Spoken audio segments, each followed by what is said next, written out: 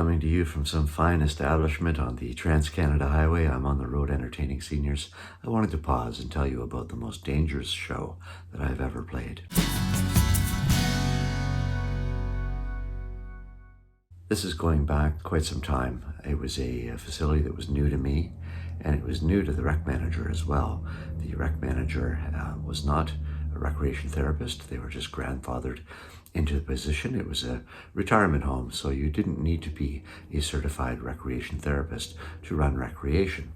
And the lack of experience, let's just say, was telling. It was a summertime concert, a beautiful hot evening, and the idea was to be outside. So I wheeled in my gear and we went out the back door, and the idea was to have me stand against the wall of the building while the residents were lined up along the edge of the patio.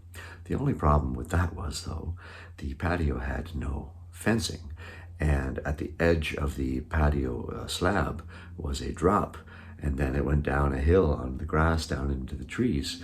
So I said to the young rec manager that we can't have the chairs lined up along the edge of that patio because they could potentially topple off and they would fall backwards. And yeah, you can imagine what might happen. And also there was a problem with the power. There was no outlet at that side of the building.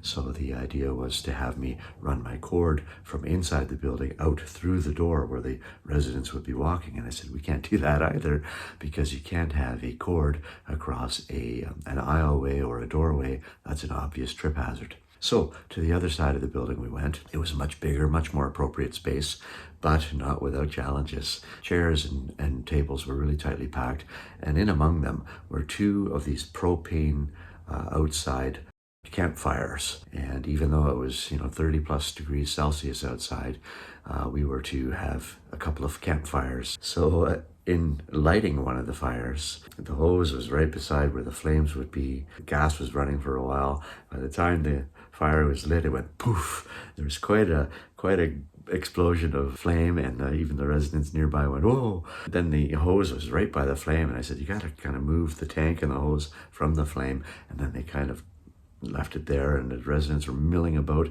literally walking past the fire and chairs and everything that could have potentially tripped and fallen directly into the fire. And I said, we have to drag, please, the fire away from the residents. That was rather concerning. Eventually the fires were turned off. Also was a garden hose not wrapped on the wall properly. It was in a heap on the ground. So as the residents were trying to take their seat to my left, they literally had to walk over top of this mound of garden hose, which was a serious trip hazard. And then in addition to this, they also had glasses, wine glasses, long stem glasses, but very few places to set them down. There were tables, but not enough.